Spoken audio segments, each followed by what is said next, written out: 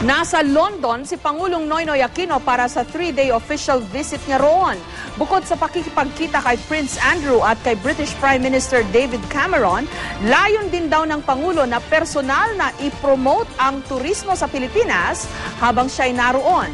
At live mula sa London, may report si Joseph Morong. Joseph?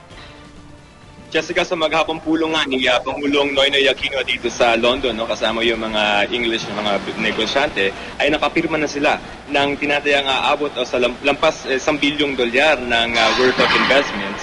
At wala muna yung China sa agenda ng Pangulo dito kahit pa haharap siya sa mga leader ng Britanya. Busy ang London sa pagdating ni Pangulong Noynoy Aquino, kasagsagan kasi ng pagdiriwang ng Diamond Jubilee yung ika-60 taon sa trono ni Queen Elizabeth II. Kaya hindi personal na makakadaupang palad ng Pangulo ang reyna. Hindi katulad na ng dating Pangulong Gloria Arroyo at Fidel Ramos na personal na nakaharap si Queen Elizabeth II. Na-hospital rin ang asawa ng reyna na si Prince Philip. Sa halip ang anak ng reyna na si His Royal Highness the Duke of York, Prince Andrew, ang makakaharap ng Pangulo sa Buckingham Palace bukas alas 11 ng gabi sa Pilipinas. We're very happy that they made time for this visit and we're very grateful that we're meeting with the people that we're meeting. So it's not an issue. Bukod sa Duke of York, makikipagpulong din si Aquino kay British Prime Minister David Cameron. Pero baka hindi raw pag-usapan ang tensyon sa China. Kahit pa mahigpit ng kalyado ng Britanya ang Amerika. This is the first trip of President Aquino to Europe as president, and it's been 2 years in office, and so it's about time that we visited Europe and talked to investors. So it's primarily economic. Joseph, you're talking about political now. I think you'll note that the more political things will be discussed in Washington with President Obama. Sabi ni Karandang, negosyo ang ipinunta ng Pangulo rito. Kaliwat kanan na magiging mga business meeting niya sa iba't ibang mga British companies at inaasahang pipirma siya sa ilang mga kasunduang pangnegosyo. Personal din niyang tila ibebenta ang Pilipinas sa mga British tourists dahil magkakaroon siya ng photo opportunity sa mga bus at taxi na may advertisement na it's more fun in the Philippines. Nakaschedule din ngayong araw ang pagharap ng Pangulo sa Filipino community dito sa London.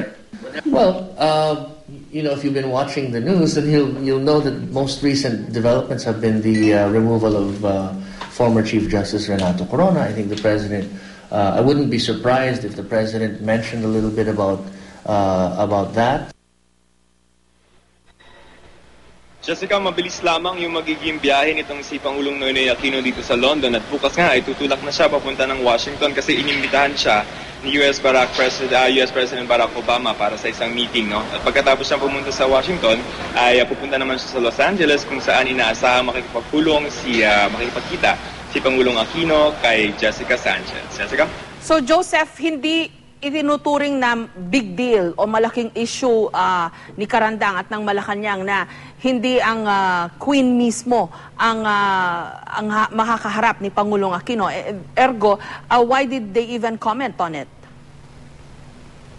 Tinanong kasi siya kung tinanong sila ng mga taga-media dito, kung i-compare mo in the past yung mga presidente natin, they were able to meet the Queen herself. Pero ngayon kasi nga ay special yung circumstance because si Queen Elizabeth ay nagsi-celebrate ng kanyang Jubilee. So sabi naman ng palasyo ay hindi naman yung non-issue.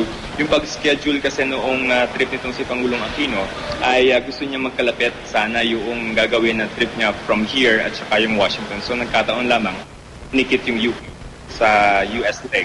Kaya ganun yung tinamaan na schedule. Okay, so purely business itong trip na ito ng Pangulo. How much in additional investments are they expecting to get from this trip?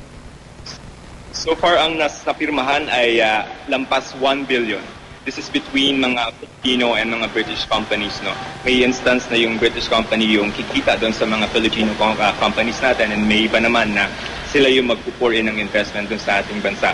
And meron pang succeeding mga meetings sa mga 2 more or 3 more na mga meetings with some British companies. So yung 1 billion so far ay pwede pa, Jessica. Okay, itong London is an official visit. Yung sa Amerika, sa Washington is a state visit. Tama ba? Official visit yung sa US. This is a working visit yung sa UK. Oh, okay. Maraming salamat. Joseph Morong.